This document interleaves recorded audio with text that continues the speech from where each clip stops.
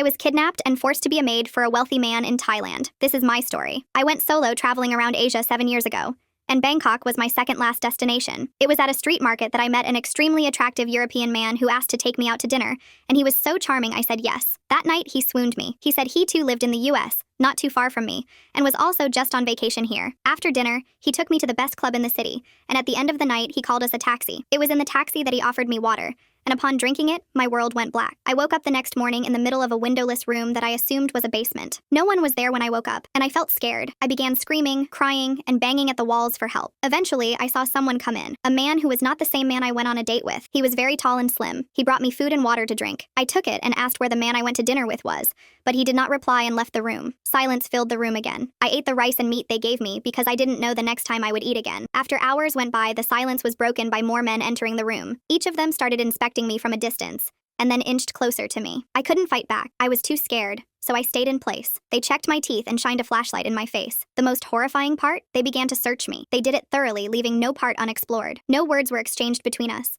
but they would talk to each other in another language that I didn't understand. I assumed it was Thai. Then, soon after, they left. The day after those men inspected me was really tough. I sat on the cold floor and hugged my knees close. My mind was full of questions, but I had no answers. I cried a lot to myself, wondering if I was going to pass away here.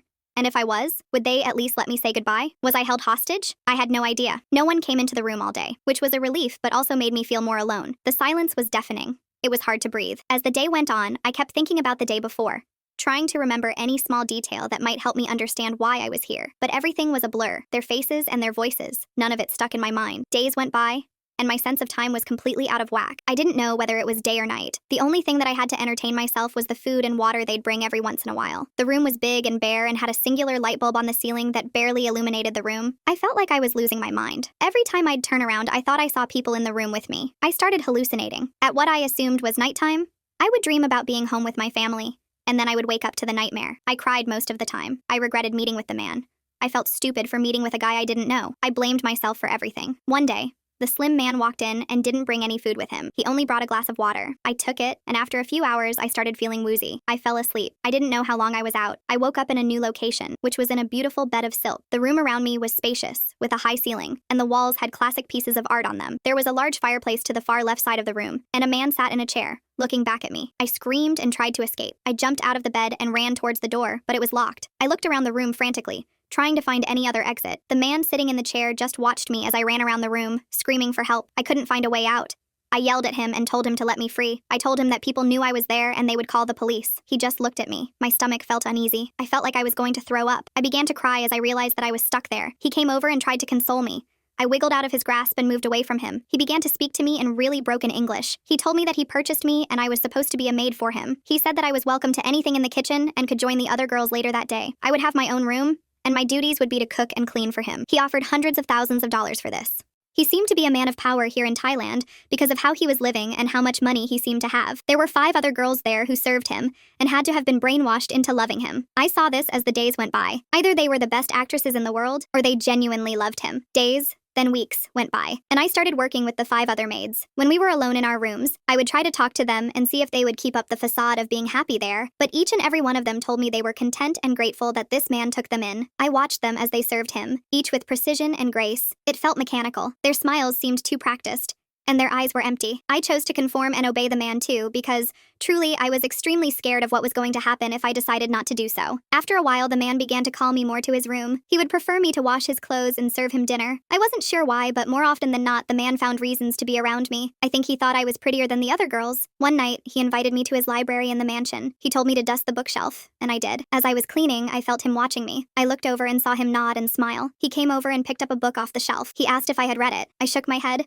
and he handed it to me and told me I should. He never wanted the maids to read, watch TV, or even listen to music, so his telling me to read this book felt like a test. I did as I was told and took it from him. Soon, I was given more important tasks. He let me take care of his private study, a special room no other maid could enter. This made me realize he trusted me a lot. After being this man's maid for a year, I was his favorite. He would call on me to do almost anything and let me have special privileges that the other maids could not have. This infuriated the other maids, and I could hear them talking about me behind my back. They just didn't know about the trick that I had up my sleeve. One night, after cleaning the man's private study, I noticed a cell phone sitting inside the drawers of his desk. I hesitated and looked over my shoulder. I needed to know if this was a test, so for the first night, I left it there and made note of where I found it. The next few days, as I cleaned his private study, I checked again and again, and the phone would be there, 2 drawers down, on the left side of the desk. On the 5th day, I decided to open it. Luckily enough, there wasn't a passcode on it. I tried to contact anyone in the US. I hoped that my message would reach them. There was only one bar of signal that flickered in and out, so I grabbed the phone and walked around the room to find a better signal. I couldn't find any, so I climbed on top of the desk. Adrenaline flowed through me at the thought of being caught. I scrolled through the phone's contacts. Finally, I found a spot where the signal stayed lit. I quickly dialed a number, but it was difficult as my hands were trembling. The phone rang. The ringing felt like an eternity,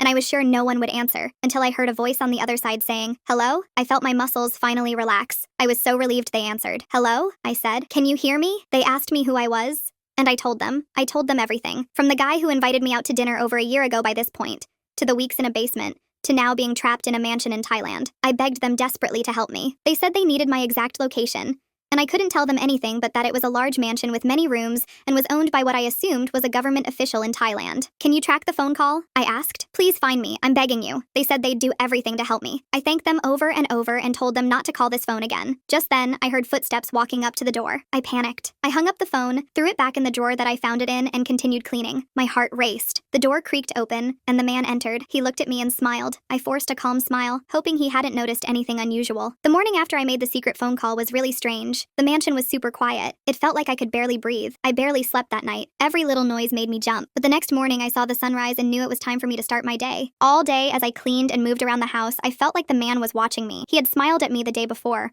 right after I hid the phone back in the drawer. Did he know something? I tried to act normal, but my heart was racing. As I finished my work for the day, I was super tired, but I couldn't relax. I didn't know if the police would come to rescue me, or if the man would find out I called for help. Days turned into weeks as I waited for the police to come. Each hour felt more agonizing than the last. During this time, I kept doing my job as usual, cleaning and helping around the big mansion, making sure everything looked perfect. I was really careful so that the man who owned the house and the other maids wouldn't notice anything different about me. They all went about their day like robots, doing their tasks perfectly and not talking much. Every chance I got, I would secretly check the cell phone I had found. The signal was still weak, just a tiny bar that barely let me send out any messages. I would quickly text to let someone know I was still okay and where I was in the house, then hide the phone again. I had to act normal, like nothing was wrong, even though I was really scared inside. When the man looked at me or when I had to talk to the other maids, I made sure my face didn't show how nervous I was. I just focused on my work, setting the table or cleaning, trying not to let them see any fear. The man sometimes watched me a little too closely, making me worry he might be getting suspicious. I had to be really careful not to mess up. I would line up the forks and knives just right and keep my head down, hoping he wouldn't notice anything unusual. Finally, the day I had been waiting for arrived. I heard many sirens outside and saw many flashing lights at the front gate of the mansion. From a window, I watched as agents, people in uniforms who seemed to be more powerful than regular police,